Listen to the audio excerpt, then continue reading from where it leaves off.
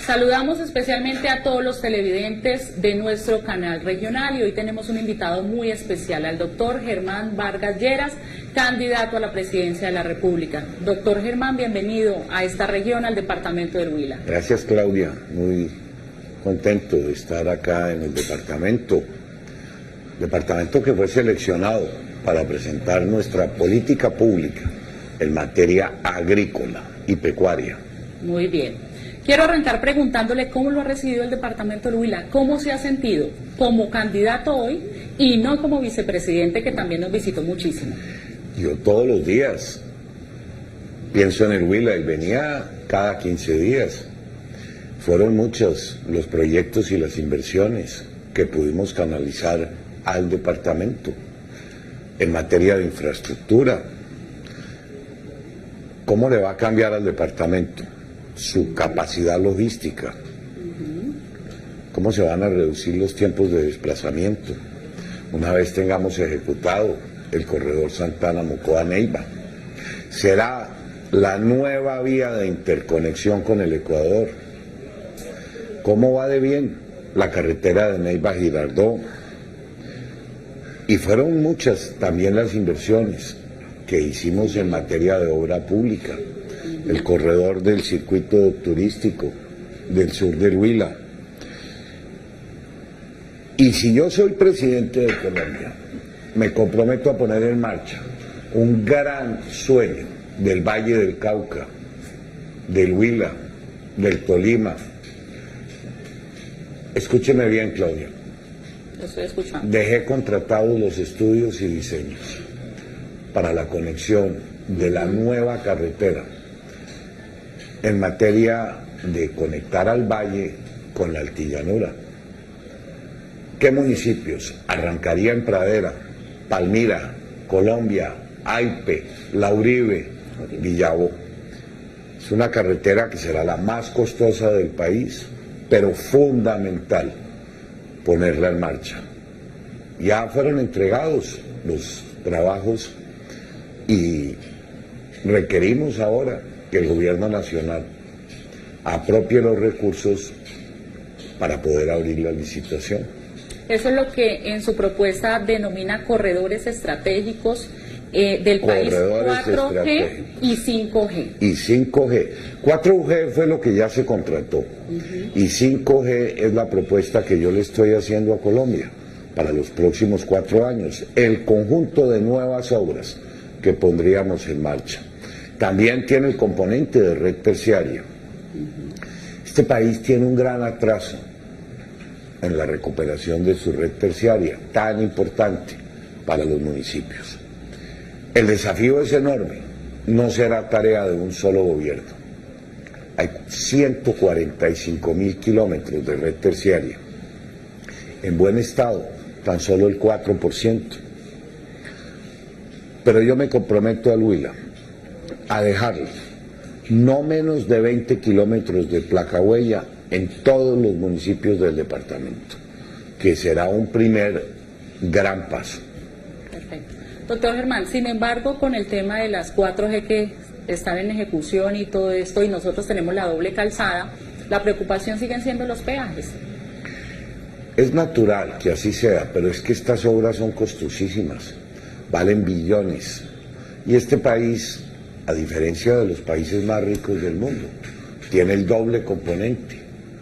Las carreteras se tienen que financiar con aportes de la nación y con el cobro de los peajes. La carretera no se podría pagar de otra manera. Vivienda rural, para terminar el componente de infraestructura. Hay una focalización importante en su propuesta. Si bien es cierto, trabajó mucho en el departamento de Huila en vivienda rural va a haber un foco especial de Germán Vargas Lleras. Pues claro, mire, yo recuerdo que lo que se hizo en vivienda ya fue entregado. Pocas personas creyeron que cuando lancé el programa de vivienda gratuita para los huilenses, los más pobres, entre los pobres, la gente del Caquetá, de toda Colombia, nadie inicialmente creyó que les pudiéramos llegar con vivienda gratuita. A quienes nunca tuvieron ninguna capacidad de ahorro, a quienes jamás fueron sujetos de crédito. Mire, en Agrado entregamos 200 viviendas, en Algeciras, en Nátaga, en Neiva 2.600, en Pitalito 370, en Suaza, en Tello, y luego vino la segunda fase del programa. 22 municipios habilitaron sus tierras y luego lanzamos el programa de Mi Casa ya no vivienda gratis, pero que sí le permite a miles de personas comprar su casita con una modestísima cuota de 180.000 pesitos. Y esto se logró porque el gobierno nacional pagó toda la cuota inicial, 23 millones de pesos. Hay 4.500 unidades que ya fueron entregadas o se están construyendo en el departamento. Y lo propio hicimos en materia de agua potable.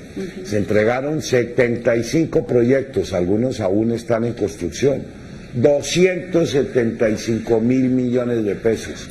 Una cifra muy relevante, ¿no? Me parece, con lo cual el departamento va a ampliar sus coberturas en las áreas urbanas y rurales. Pero usted me preguntaba por la vivienda rural. Desafortunadamente, hace muchos años, el gobierno nacional le quitó la competencia al Ministerio de Vivienda para construir vivienda rural. Se la pasó al Banco Agrario.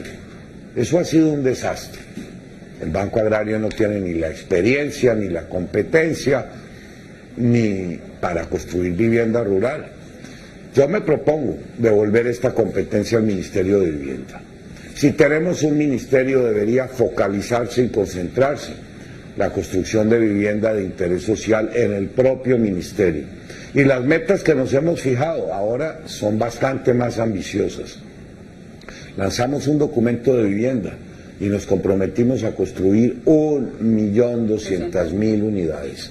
De interés social serán 600.000, 100.000 viviendas gratis en las áreas rurales, 150.000 en las áreas urbanas, y el resto del componente serán los programas de Mi Casa Ya.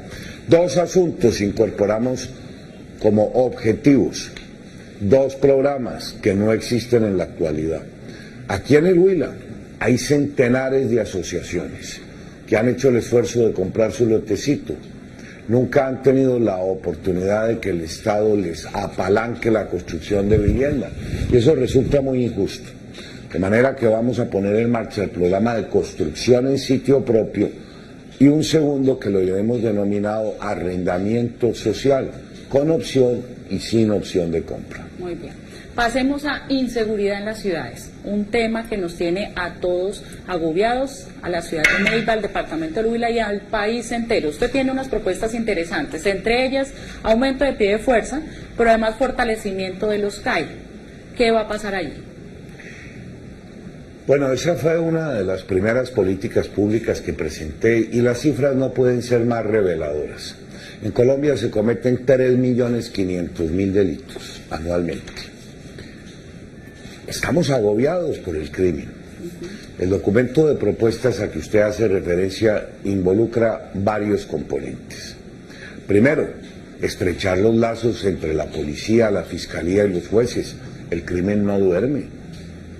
Hay que tener equipos integrados 24 para judicializar a los delincuentes. El segundo y muy importante, la reincidencia.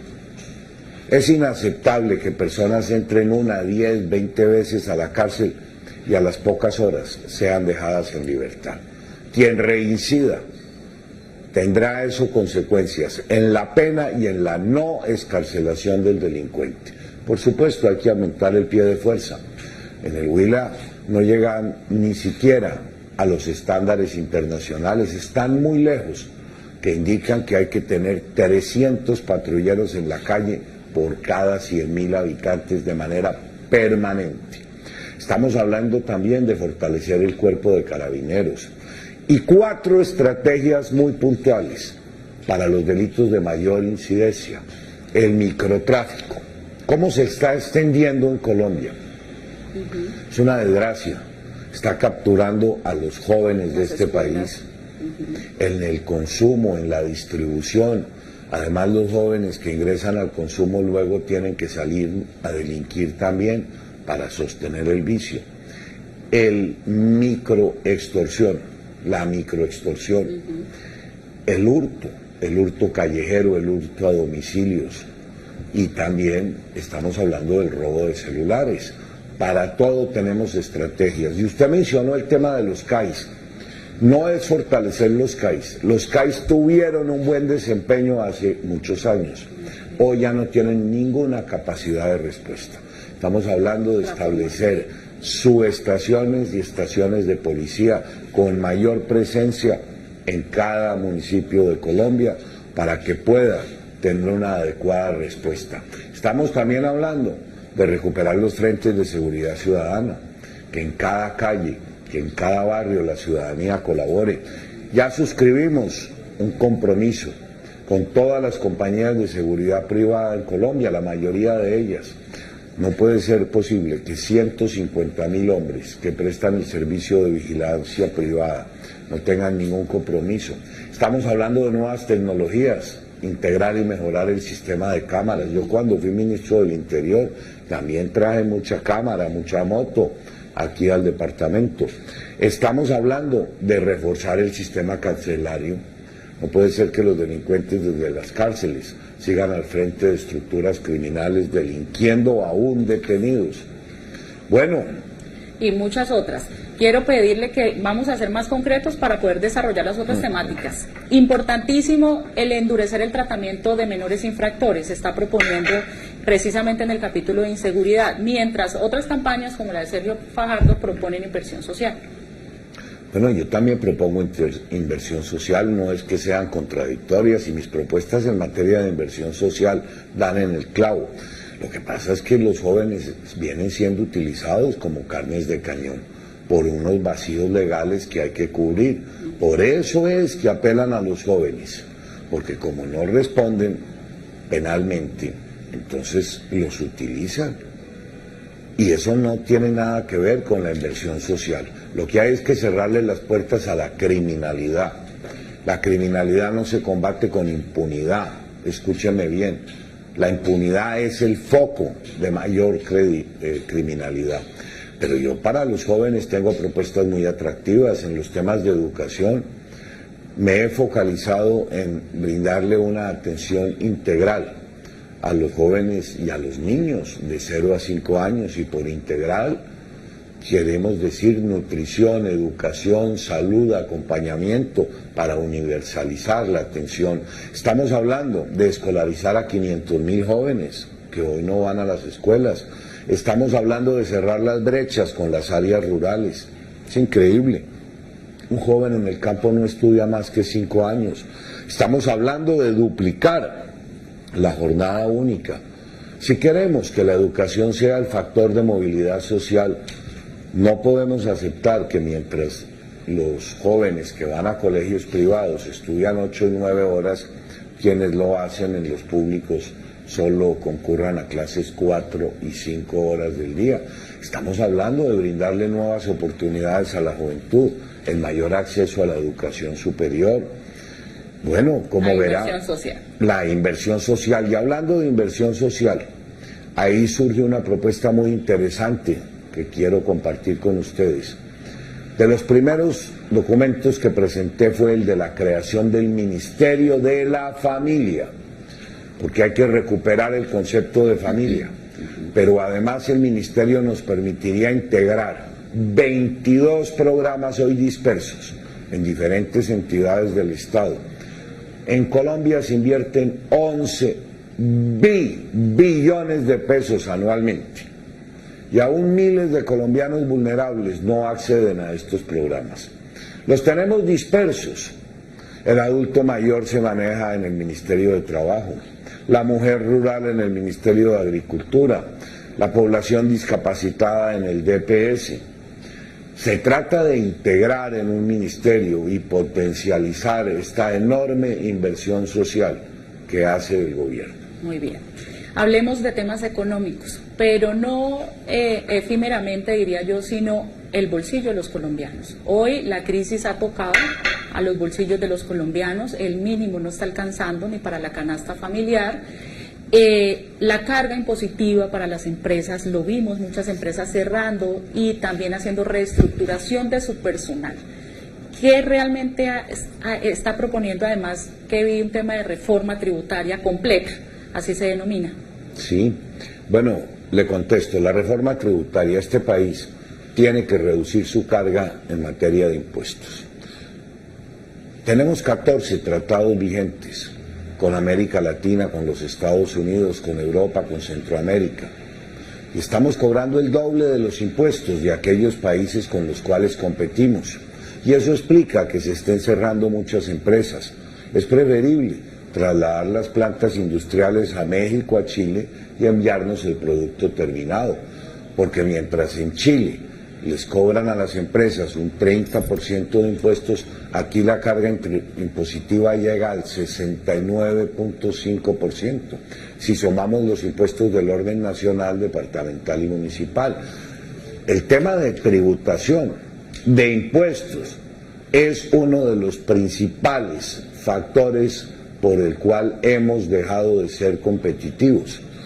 ¿Y usted se compromete a hacer un análisis y bajarlos completamente? Traigo perfectamente estructurada la reforma. 0 impuestos al patrimonio, 0 renta presuntiva.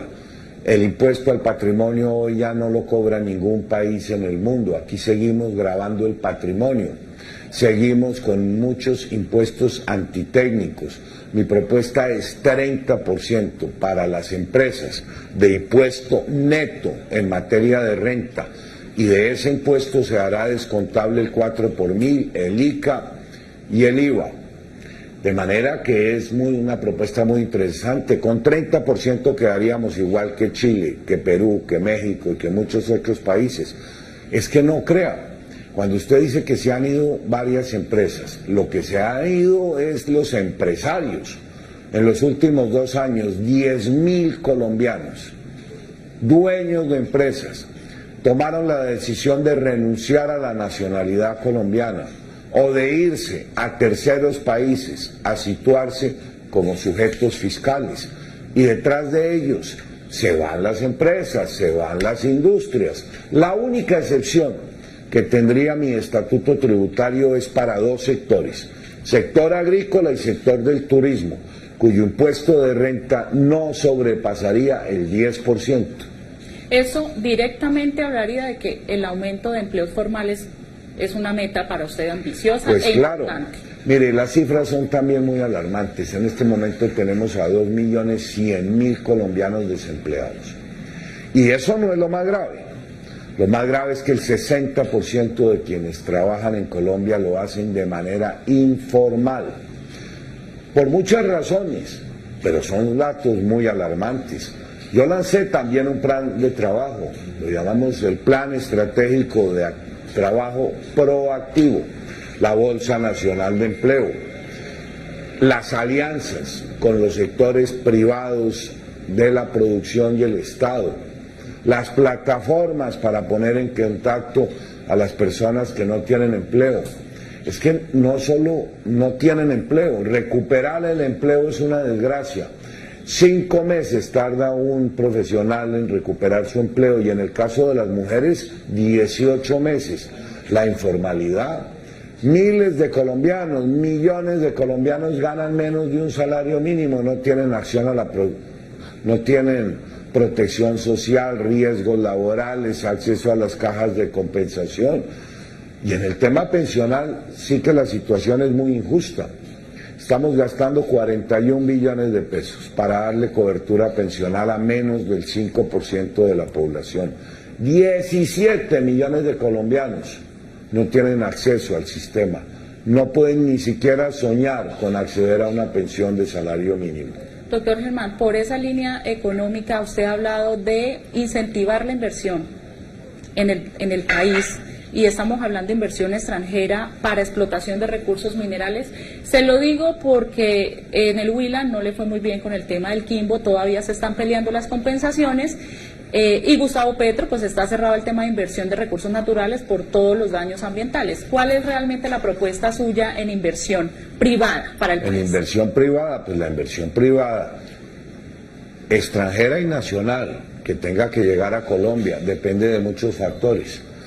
De la competitividad. Y la competitividad se refiere a 4 aspectos. El tema de la carga de impuestos. El tema de la infraestructura logística, que pesa mucho en los costos de los productos.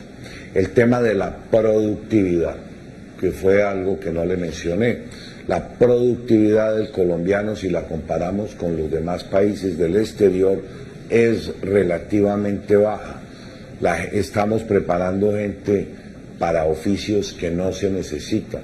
Por eso hemos hablado de mejorar la calidad y la pertinencia de la educación, infraestructura, incentivos del gobierno, reforma tributaria y productividad son los 4 factores que determinan si un inversionista extranjero o nacional va a volver a invertir en este país. Pero va a permitir la explotación de recursos naturales. No, es que en materia petrolera, por ejemplo, pues hay que hacerlo.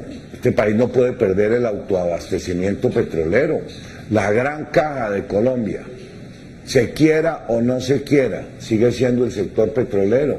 Cuando sobrevino la caída del barril del petróleo, perdimos $20.000 millones. Es una desgracia. Este país exportaba hace poco tiempo 1.100.000 barriles de petróleo. Estamos en 810.000. En cosa de 2 años no exportaremos más que 620.000 barriles. Y si no encontramos nuevos yacimientos, en 5 años Colombia se convertirá en un importador neto de petróleo. No quiero ni imaginar qué nos ocurriría. Aquí todo el mundo, lo más fácil es decir no al petróleo, no a la minería. Todo el mundo se compromete a mejorar la educación, la salud, la infraestructura, la vivienda. Nadie dice cómo se va a pagar esta inversión. No era cierto que este país se hubiera diversificado tanto. Cuando sobrevino la crisis del petróleo, nos vimos obligados a reducir en un 50% el presupuesto de inversión del Estado colombiano. Muy deseable sería no dependerse del sector minero energético, pero en el cortísimo plazo no podemos olvidarnos de que el Estado colombiano en buena parte, vive de los ingresos del petróleo. ¿Y el medio ambiente? El medio ambiente puede ser sostenible. Todos los países protegen el medio ambiente y Colombia no debe ser la excepción. Lo que es obligatorio es que cada proyecto en materia de petróleo, de minería, a lo menos el 50% de la inversión se destine a compensaciones ambientales y sociales. Se pueden hacer las cosas bien. De hecho, todos los países, Estados Unidos, Canadá, Alemania, Chile, Perú, para citarle unos pocos ejemplos, explotan el subsuelo, pero lo hacen de manera sostenible, razonable. Salud, hablemos de salud. No hay camas, la crisis hospitalaria es total. Hablemos de salud. También le tengo un conjunto de ideas que, si el tiempo me lo permite, se las expongo. Yo lo que me propongo es cambiar el modelo de la salud en Colombia, para que cada colombiano esté adscrito a un médico especialista en familia, que esa sea la puerta de ingreso al sistema, que no sigan siendo las tutelas, que no sigan siendo las salas de urgencia. Cada persona, cada colombiano estará vinculado a un médico especialista en familia, cerca de su lugar de trabajo, de su domicilio, un médico con capacidad resolutiva de gobierno sobre el paciente. Pero además también en mi plan de salud me propongo llevar a la realidad lo que ya está consagrado en una ley, que las 2/3 partes de los colombianos que hoy están en el régimen subsidiado gocen de los mismos derechos de quienes están en el régimen contributivo. Nuevos derechos: que toda mujer colombiana acceda a la licencia de maternidad en tiempo y en dinero. Miles millones de mujeres colombianas que no tienen un empleo formal carecen de esta protección. En materia de salud, también hay que poner en cintura a las EPS. Buena parte de ellas no tienen el músculo financiero para brindarle protección a las personas a las que han asegurado. Este país no puede tener 17.000 IPS. Tenemos que dejar de lado el haber convertido a la salud en un negocio. Nos proponemos formar 5.000 nuevos especialistas, que es lo que el país además está necesitando. Pagarle a los médicos residentes honorarios. En fin, como verá, es un programa muy completo. Doctor Germán, vamos a lanzar unas preguntas generales para poder ir cerrando la entrevista, porque tenemos que cerrar con nuestros temas políticos, obviamente que no se me pueden quedar por fuera. Uno de ellas es cómo blindará el tema de las entidades públicas. Usted está hablando de eliminar las contralorías regionales, lo vi en la propuesta, y hoy el escándalo nacional es lo que ha pasado con el SENA, con más de 32.000 millones de pesos pues invertidos en nómina paralela, que es lo que está en investigación. ¿Cómo blindar las entidades públicas? Bueno, yo lo demostré en las oportunidades en que fui ministro del Interior, de Vivienda, en los sectores de la infraestructura. Gobernar se puede, y gobernar bien, mejor. Hay que adoptar los pliegos tipo para eliminar las discrecionalidades en la contratación.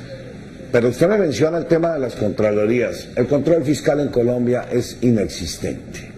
Se gasta 1 billón de pesos anuales en sostener a las contralorías municipales, departamentales y a la nacional. Y lo que se recauda es el 0,02 de lo que se invierte en materia de control fiscal por el origen y la designación de los contralores. No hay alcalde, no hay gobernador, no hay presidente que no tenga injerencia en la designación de quien lo va a controlar.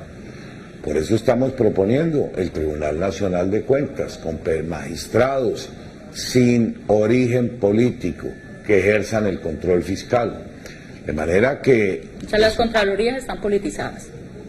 ¿No lo cree usted? Contralores elegidos por los consejos y las asambleas, pues tienen un origen político. ¿Y quién controla las mayorías en cada corporación? Si no son los gobernadores, los alcaldes, y a nivel nacional igualmente. El Congreso elige al contralor, pero nunca ha elegido un contralor que no cuente con el guiño del presidente. ¿Y lo del SENA? Y lo del SENA, pues me pareció horrible, porque el SENA no solo administra recursos del gobierno nacional, sino también de los empresarios que hacen sus cotizaciones. Hay que ver qué pasó. Tanto en el SENA como en muchas otras entidades se ha abusado de las nóminas paralelas de personas que nunca van a trabajar o que no son competentes para los cargos que fueron designados. ¿Está pensando también a nivel territorial apoyar a las entidades territoriales con los ingresos propios, que es lo que denominamos? ¿Qué está pensando en el Agustín Codazzi? Bueno, lo que estamos pensando es un conjunto de ideas que ya la presentamos. El Código de Régimen Departamental. Hoy las normas que rigen los departamentos fueron expedidas varios años antes de la Constitución del 90. Hay que modernizar el concepto de las competencias que cumplen los departamentos. Estamos hablando del fortalecimiento de las áreas metropolitanas, de los distritos. Estamos hablando de expedir el nuevo Código Fiscal que regule los impuestos a nivel municipal y departamental. Estamos proponiendo la reforma a las corporaciones autónomas regionales para que tengan un sistema distinto de gobierno. No podemos tener 32 corporaciones autónomas. Estamos también hablando de la ley que rebalancea las regalías. Eso sí que es importante en el Huila, para pasarlas inicialmente del 20 al 30% en materia de apropiación de recursos a los departamentos y a los municipios, en los cuales hay yacimientos. Estamos proponiendo acabar los OCAD municipales. Se gastan 350.000 millones en el solo funcionamiento. Ejecutar un proyecto en materia de regalías no es posible antes de 1 año y medio por la tramitomanía. Y he puesto un tema seguramente que dará lugar a polémica. unificar los periodos de los gobernadores, alcaldes con el del propio presidente. Todos sabemos por nuestra propia experiencia lo difícil que es a mitad de gobierno, estamos hablando de gobierno nacional, entrar a relacionarse con gobernadores que acaban de ser recién elegidos. La curva de aprendizaje compromete gran parte del tiempo. Y lo mismo podríamos decir viceversa. Unos gobernadores y alcaldes que están a mitad de su periodo se encuentran con un presidente y un gobierno nacional que hasta ahora va a iniciar sus tareas. Hace perder mucho tiempo, no encajan los planes de desarrollo ni los presupuestos en materia de inversión. Se cometió un error cuando se fracturó el periodo de unos y otros y ya no concuerdan. ¿Unificar y ampliar de pronto también? No, unificar. No, ya acabamos con la reelección a nivel presidencial, entonces para unificar los periodos serían de 4 años para todos, iniciándose el mismo año y terminando el mismo año. Bueno, hablemos finalmente, doctor Germán, de esta campaña electoral. La gente se pregunta por qué usted no se fue por su partido Cambio Radical, y sé que se la han dicho y se la han hecho en Se la muchos contesto escenarios. muy sencillo, porque a mi campaña están llegando sectores sociales, dirigentes de muchos partidos, de manera que esa convocatoria es una convocatoria mucho más amplia a la que puede hacer un partido único. Sus contendores han señalado a Cambio Radical como uno de los partidos más corruptos, más señalados por todo lo que ha sucedido. No, no es así. No es así. Mire usted lo que ocurre con la U, el Partido Verde, el Polo Democrático. Sí hay mucha corrupción en Colombia, pero no es exclusiva de ninguna colectividad, yo diría que es del sistema. Por eso he señalado la conveniencia de acabar la mermelada. Ese sistema de gobierno es perverso. Perverso porque contrato al que le permite meter la mano a un parlamentario, a un alcalde, a un interventor, es contrato que no se ejecuta.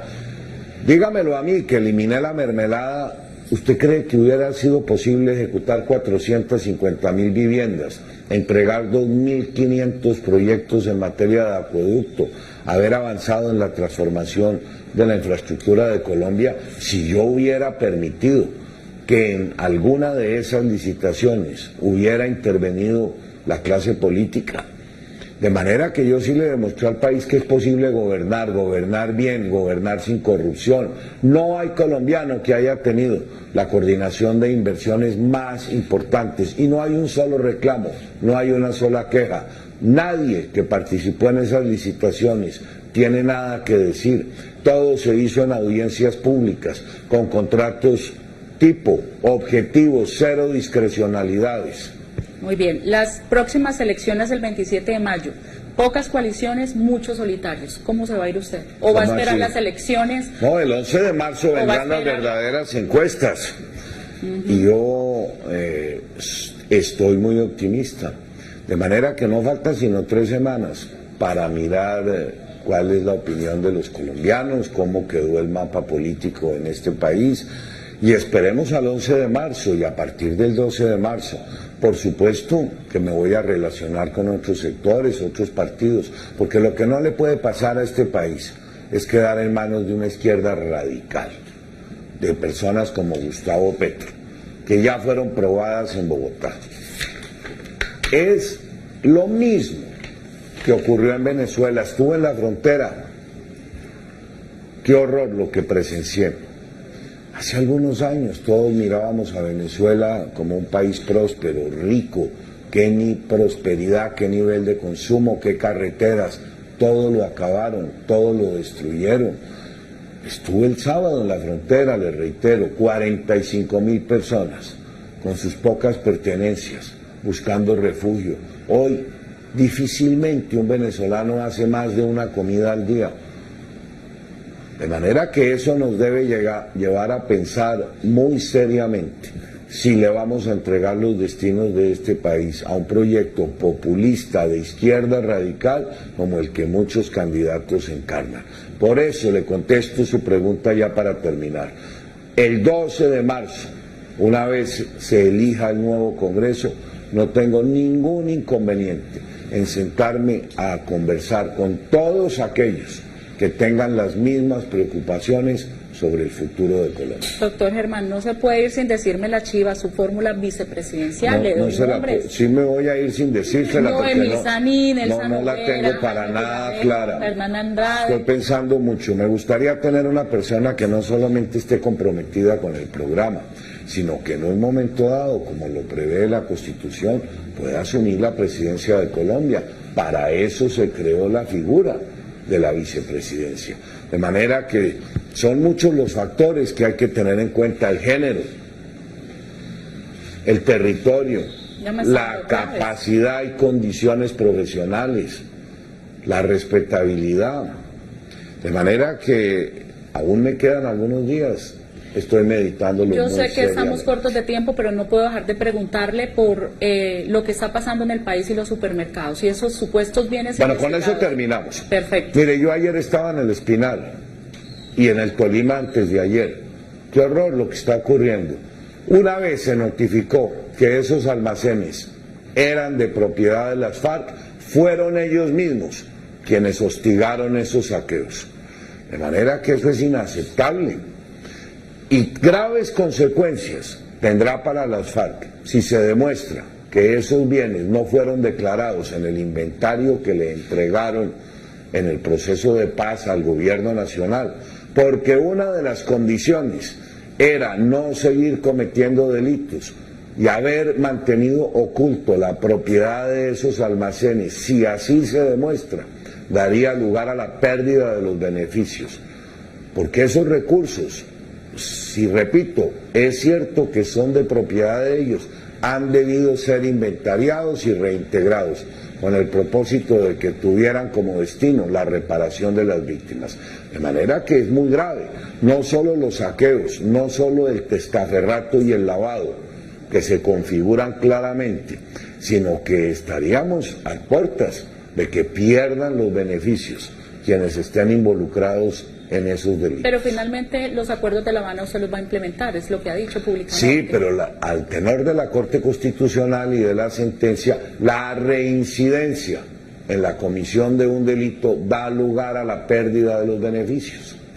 Perfecto. Gracias. Doctor Germán, muchas gracias. Le diría un mensaje final a los televidentes a esta hora.